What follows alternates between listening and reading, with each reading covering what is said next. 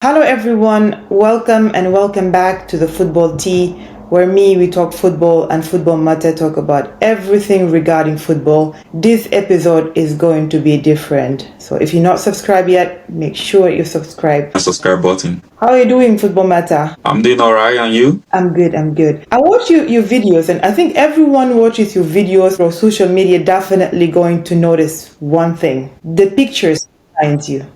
Why is this collection? Why is this collection? What does it represent? The collection is not even complete yet, and there are some in some parts of my room which I prefer to keep them there than at my back. But it represents a lot to me. These are the kind of people that formed the way I see football, or that changed the way I even played football, and the reason why I fell in love with the game. So these are like my icons. These are like my role models. Why Zinedine Zidane, Gerrard, and Frank Lampard? Frank Lampard, yeah. Okay, I'll start with Steven Gerrard and Frank Lampard. I think these two guys defined an era. These two guys redefined the number 8 row, or the midfield row. They were born in an era where midfielders are not so much judged with their return in terms of goal and assist, but they were able to put in goals and assists as well as put in shift defensively. Their passing range is crazy. They can defend, they can fight for the team, good leaders. Apart from the fact that Steven Gerrard did not win the Premier League, I think they won it all, and they competed at the highest level in all 4 fronts. So I love them so much. I'm Barclays. Anybody who was there know that when this guy scores a free kick, this guy is going to score a banger. When this guy scores a banger, this one will score a long range shot. So it was crazy watching the two of them doing it week after week. So about this man, this is my football manager GOAT, the greatest manager ever to do it. Especially what he did from 2002 to 2012. That is something that I've not seen anyone done in a decade of coaching. He did the impossible with 4 different teams. He had no time to build. He just went into the teams and started winning immediately. 2 Champions League, 4 different league titles in 4 different leagues. This man is insane, and the way he did it with aura, saying he will do it, and he made sure he did it. About this man, this guy is one of the people I try to model my game to growing up as a child, trying to try those skills whenever he plays. And he always has this Brazilian smile which he tries to share to the world. So here is my football GOAT, Lionel Messi, when he completed. I especially choose this picture where he kissed the World Cup, because he felt like he completed football in this place. And then over to my right is the Lima Ronaldo, El Fenomeno, Ronaldo de Nazario. This guy is the guy with the greatest if in football. You understand what he did? And why I chose this picture is because of a sudden career he had, playing with one knee, but still was able to achieve what he achieved. For me, he's the greatest under-21 player. What he was able to do from 17 years to 21 years. Nobody combines skill, power, and pace the way he did. So yeah, that's it. And then Zinedine Zidane. When you talk about elegance, Zinedine Zidane comes to mind. Composure, control. He was so much in control of what he is doing. You understand? And he won it all. The Euros, the World Cup, the Champions League.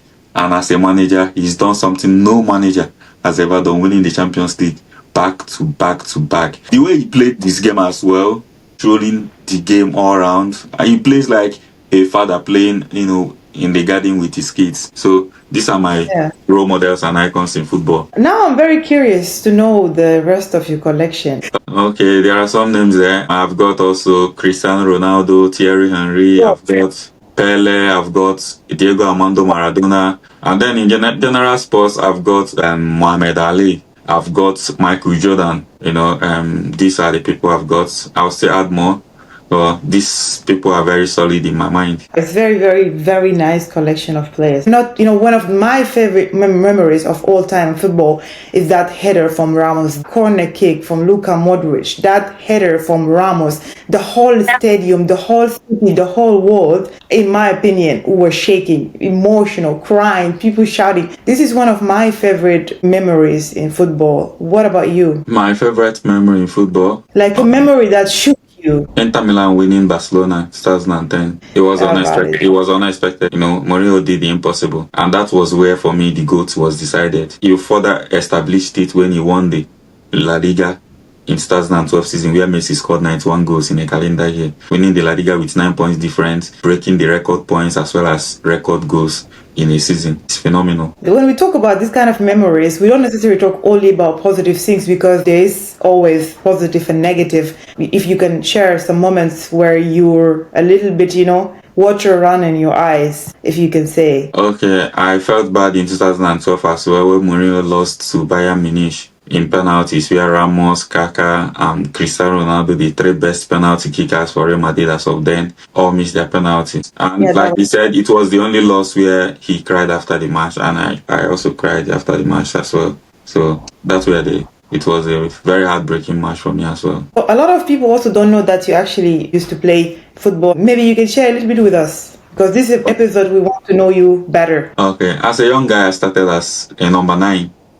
But I was the kind of, will I say Benzema, will I say Thierry Henry? I like to drop deep, like to connect play. I was a number 9, but my game was not about goals. The Firmino type, that's the reason why I have a soft spot for this kind of players, because I actually see my young self in them. But then, because I was very creative, I was dropped to number 10 row, just behind the number 9.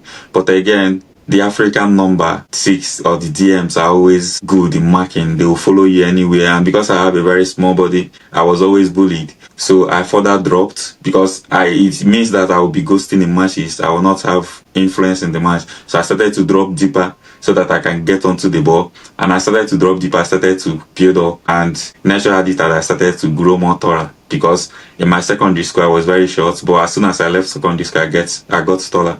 So I grew from number 8 to number 6, and now I play much more as a center back.